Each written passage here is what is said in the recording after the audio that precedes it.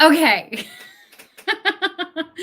All right. If you're watching on the Facebooks, LinkedIn, YouTube, Twitter, I did this again. I do this sometimes and it's so embarrassing because I go live on two different devices and hi on Instagram. I go live on two different devices. And so I have the music countdown for Facebook, LinkedIn, YouTube, Twitter, and I don't have it for Instagram because it has to operate on a different platform. Anyway, sometimes, not always, thank God, but sometimes I'll start the music. I'll like get all ready. I'm like drinking my water. I'm putting lip gloss on. I'm closing the door, all the things, and I go live on one place, Hi Rest and Relax Boston, and I forget to go live on the other place, and so I start like introing, and then it's like, oh no, this isn't right. Anyway, a little housekeeping. I am going live on Facebook, LinkedIn, YouTube, Twitter, and over here on Instagram. And hi, I'm Katie McManus. I help ADHD business owners make more money in less time with fewer distractions. I'm a business strategist and money mindset coach. And tonight, I want to talk about something that is really dear to my heart because I know a lot of people, and I've been one of those people who has hired someone based on what seemed like legitimate reviews and testimonials and all that stuff online, and then very much regretted it. If you've done this, my heart goes out to you. There's a very specific kind of pain that happens when you hire someone who is not worthy of you hiring them. It undercuts your own trust that you have in yourself. You start wondering if like you can be trusted to make good decisions. You start wondering if you're really cut out for this. And I just want you to know, I train on this shit and I have made the wrong choice before. There are just some people out there, and some of them are legitimately like not honest. And some of them are just very naive to how bad they are at what they do. Like they genuinely think that they're good, and they don't understand when their clients don't get results with them, and they like don't know how to deal with that. They don't realize that they have to up their game. So I just want you to understand, like, regardless of what their intent is, they can be very convincing. And, like that's their job, is to sign business. And, unfortunately they're good at it. And it's not necessarily on you to know that, either way. But tonight, I really want to share with you a couple things that you can look for so that you can avoid people like this in the future. Okay. I'm also going to do it while I open my Black Friday haul from J.Crew, because I'm really excited, and it just arrived just as I was about to do this. I think that's why I forgot to hit the live thing. So anyway, my favorite way to identify one of these people who is not very good at what they do, and is kind of scammy about it. This is cute. Is they're going to brag about their own success. They're going to go on and on about how good they are at what they do. And they're not going to really have, oh, that's really cute. Look at that.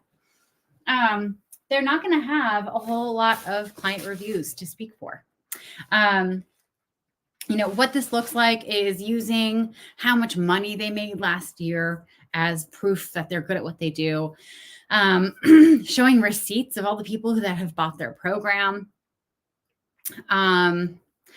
Only talking about their own rags to riches story and never sharing about like a case study of a client and what those results their client got. Sorry, my collar's bugging me. I'm having clothes drama right now. Anyway, those are all big red flags for me that they actually haven't gotten any results for clients, right? Because there's a difference between being good at making money for yourself and being good at helping other people make money for themselves, right? There's a big difference there, right? You can be absolutely brilliant at marketing for yourself and completely suck at it for other people, right? You can be great at like a certain kind of landing page that, does a finite amount of things for a very specific type of person. And when you go and try to sell that to other people, it can absolutely flop.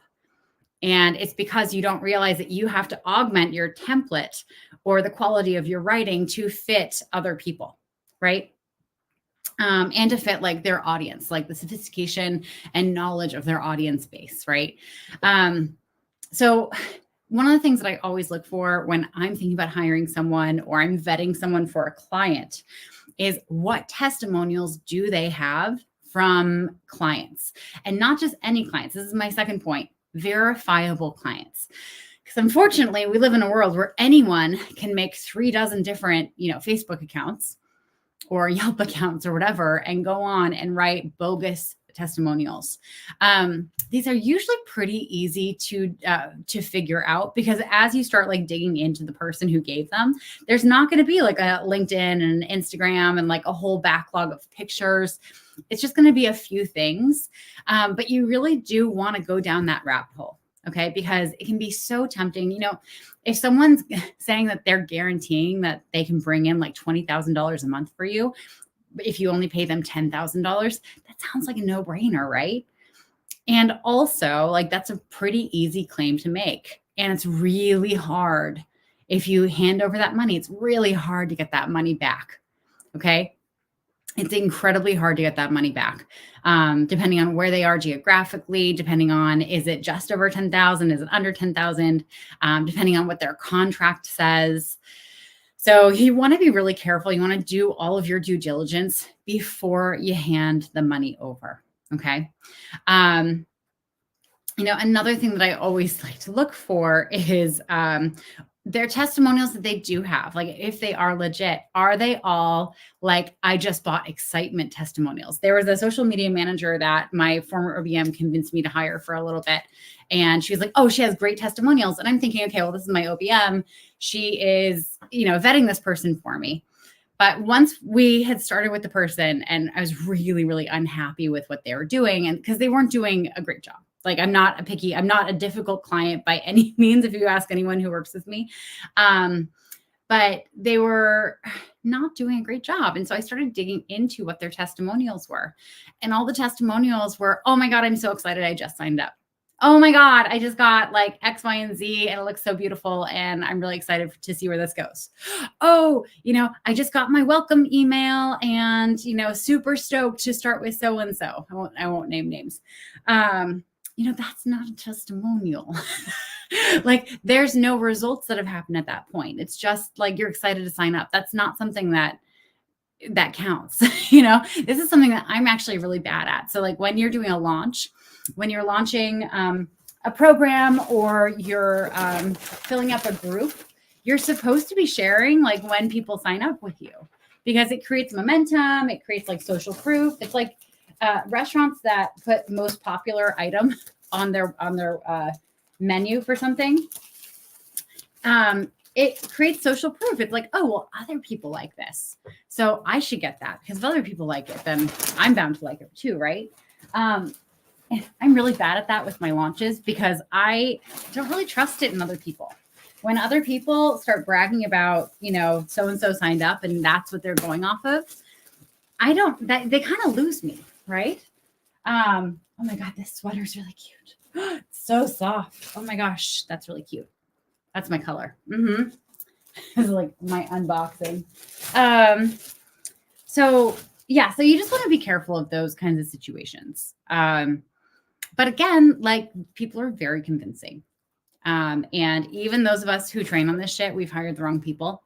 And it's unfortunate. And my best advice I can give you is that when you hire the wrong people, because it's going to happen, is don't pour more money into them. Like hire fast, fire fast. If they're not returning on investment pretty quickly, they're not the right person for you. Oh, that's so cute. I think that would be really cute under this sweater.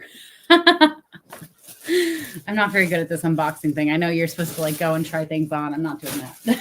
Sorry, guys. Anyway, but yeah, if you've hired the wrong people, I just want to tell you, my heart goes out to you. Take your time. One thing that always, freaks me out is when someone tries to pressure me to make a decision as soon as possible. It's like, whoa, I met you online. I don't know who you are. Like, I have to build up some trust. I got a message from someone tonight who listened to my podcast, started following me on LinkedIn, and he messaged me. He booked a sales call with me, and he messaged me saying, "Hey, listen, like, it takes me a while to build trust, and I usually don't trust people online, but the way you show up, like, I think you're pretty trustworthy." One of the things that I think people pick up from me, and this is what I do consciously, because I never want to rush anyone into a decision of working with me. I want it to be my client's decision. I want them to feel fully empowered in that decision. I don't want them to ever feel like I rushed them into it, right? Because that's not going to be a generative relationship. If they start feeling resentful of me at any point because they felt rushed into it, they're going to stop doing the work. Right. And that's not going to be good for me because I'm not going to get a testimonial from them. Right. So it's in my best interest to let people go as slow as they want. If you've ever done the DISC assessments, if you're a buying type like a D or an I, right? D-I, yes. Yeah. D or an I. I'm a high D, like high I. Those are my two. Like, we make decisions. Like, basically, when I get on a sales call with someone, I've already decided to hire them. If they fuck it up, that's the only time I won't move forward. When I hired my podcast producer, Neil, I remember being on the phone with him talking about, the podcast that I wanted to start. And like, we kind of teased out the name and the subject matter and how we would, determine the episode stuff. And he was like, well, okay, so take some time and think about it. And I was like, shut up and take my money. Like, stop talking. Stop telling me to go away. Like, I decided to hire you a year ago. And I just wasn't ready to start the podcast then. I'm ready to start the podcast now. Let's go. So when someone like us, like the DI, who's like very determined, makes quick decisions, is very pushy about their decisions, when we come across someone who is a slower buyer, like they need to take their time, maybe they need to see some like analytics, they need to really search inward if this is the right choice for them, it can feel like you're being rejected. And one of the things that a lot of salespeople do and business owners do when they sense like a rejection coming is they cut it off, right? I have a colleague who I called him out on this once because, he has this thing that like when someone messages him asking about his program, he tries to dive right into like doing the sale right then and there. And sometimes people buy. He's a really good service provider. I don't want to call him out. I won't name what he does. He's a really good service provider. And excellent at what he does, great results for his clients. But also he doesn't have any patience. He makes decisions really fast. And so when someone gets in the DMs with him asking about his service and isn't ready to just buy, then he like disconnects from them. He'll block them. Like, you're wasting my time. I called him out on this because I mentioned, like, you're very much a DI. You're probably attracting some S's and C's who take a longer time to make decisions, and they will choose to buy with you if you give them the breathing room. Now, of course, like, his personality type is very high D, very high I. So, they may not be the best fit for him. But ultimately, it can be kind of like I'll reject you before you can reject me kind of response. And you want to be very, very aware of that. If someone's trying to pressure you into buying and they're not giving you space, is it that they're worried you're going to reject them first? Or are they trying to put you on the offensive? Are they really trying to like dig in and like undercut your belief in yourself? Every time I've signed up with someone for anything where they did some kind of tactic like this, I regretted it. And I never want anyone to do that with me. Yeah, short and sweet tonight. I'm tired. I started using this this noise finder because it's cold now, and my window air conditioner usually makes noise. And if it's not going, Luna wakes up really early. So I started using this noisemaker on my phone, and it's an Audible book from Audible. And it's really nice, like rain sounds. But I realized I was setting it to like a sleep timer at first. So I wasn't getting all the way through like the full 9 or 10 hours that it does. But I didn't realize that like the last half of it is like fucking birds. It's birds that are just chirping and squawking, and it's so loud. And I guess like I didn't realize that it was like fall asleep, wake up. I thought it was just gonna be like sleep noises the whole time. Because I don't need help waking up. I have a dog. Like, I need help staying asleep long enough so that the dog stays asleep long enough. So I'm very tired tonight. So we're gonna wrap it up here. Not my best live. But anyway, thank you for being here if you were watching. And yeah, I'm gonna go try on my clothes, everyone. Okay. Love you all. Have a great night. Bye.